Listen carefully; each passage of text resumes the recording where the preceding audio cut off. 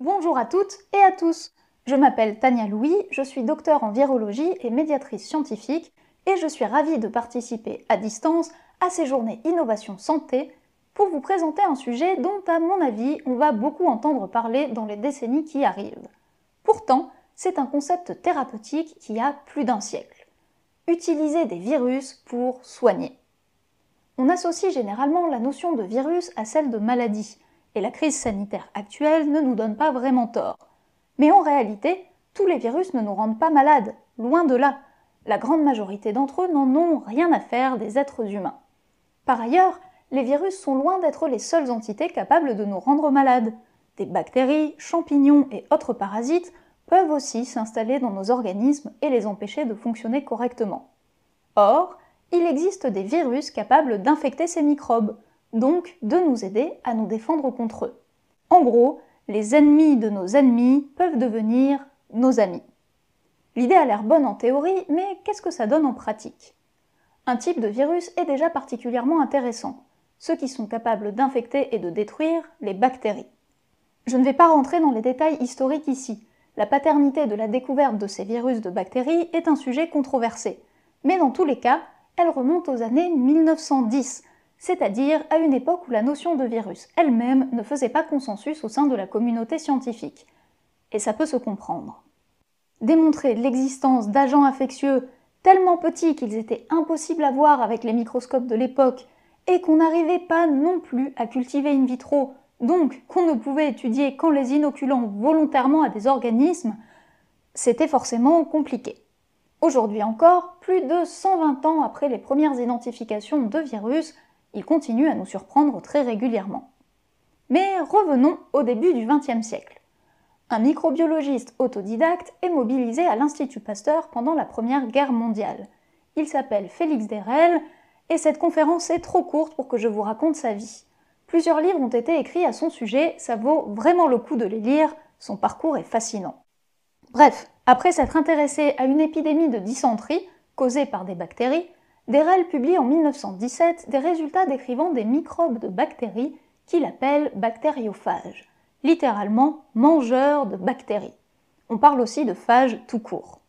Derel a immédiatement l'idée de les utiliser pour traiter les patients rendus malades par les bactéries, dans le cadre de ce qu'il appellera la phagothérapie, c'est-à-dire le traitement par les phages. Derel est devenu l'ambassadeur de cette approche thérapeutique, qui l'a amené à voyager en Indochine, en Égypte, en Inde et en URSS pour traiter des maladies humaines et animales. Il faut bien se rendre compte qu'à l'époque, on n'avait aucun autre moyen de lutte contre les infections bactériennes. Du coup, même si on ne comprenait pas très bien comment ça marchait et même si l'efficacité semblait un peu aléatoire, la phagothérapie s'est énormément développée dans les années 20 et 30. C'était largement mieux que rien. Et puis en 1929, Alexander Fleming a découvert par hasard une molécule capable de détruire très efficacement les bactéries, la pénicilline. C'était le premier antibiotique et il a fallu attendre le début des années 40 pour que la recherche sur ce type de substance se développe. D'abord en Angleterre, puis aux États-Unis et finalement dans ce qui est devenu le bloc de l'Ouest pendant la guerre froide.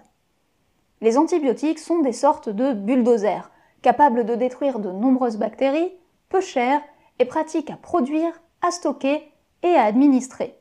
Sans faire complètement disparaître la phagothérapie, ils l'ont rapidement remplacée et ont contribué à grandement diminuer l'impact des maladies infectieuses.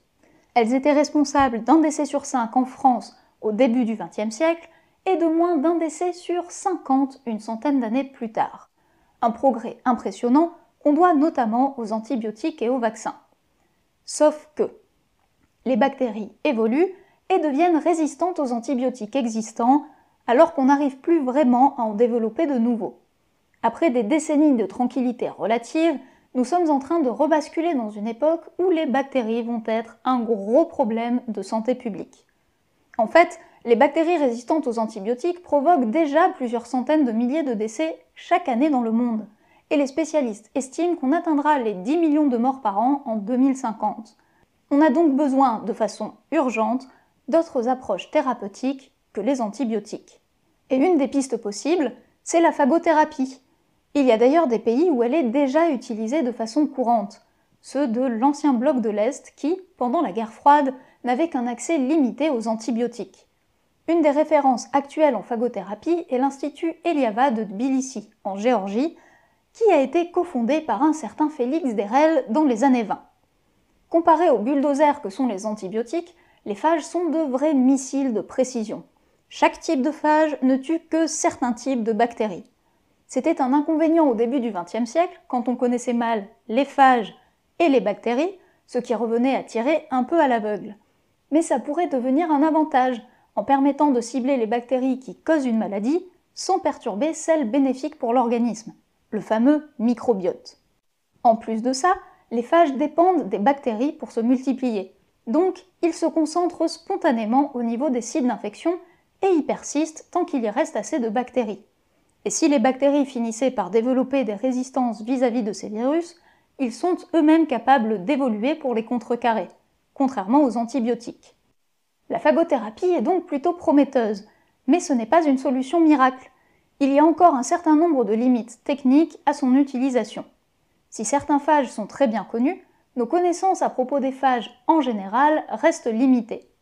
Or, pour bien utiliser ces missiles microscopiques, il faut disposer d'une large gamme d'artillerie, c'est-à-dire avoir répertorié de très nombreux phages différents pour pouvoir, lorsqu'on doit traiter un patient, identifier ce qui fonctionne contre la bactérie qui le rend malade. Ces répertoires de phages sont encore en construction aujourd'hui. Et même à l'Institut Eliava, qui a une énorme collection alimentée par toute l'URSS pendant des décennies, l'identification du virus adapté à chaque patient se fait au cas par cas. On est sur de la thérapie personnalisée, difficile à généraliser. À ça s'ajoutent des limites légales.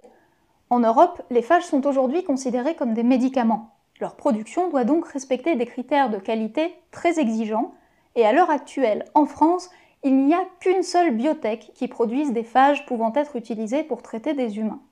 On a également besoin, pour autoriser leur utilisation, que l'efficacité des phages soit démontrée par des essais cliniques. Or, si les cas cliniques de patients guéris par des phages deviennent de plus en plus nombreux et de mieux en mieux documentés, les quelques essais réalisés à plus large échelle n'ont pour l'instant pas donné de résultats concluants. Il ne sera sans doute pas simple de passer de la phagothérapie sur mesure à la phagothérapie prêt-à-porter, pour reprendre une analogie faite par le réseau Bactériophage France. Pour l'instant, la phagothérapie reste une solution de dernier recours pour des patients qu'on n'arrive pas à traiter autrement. Mais c'est un sujet de recherche actif et qui progresse vite, en mobilisant des acteurs très différents, comme des biotech, des hôpitaux et des laboratoires de recherche qui mettent en place des collaborations.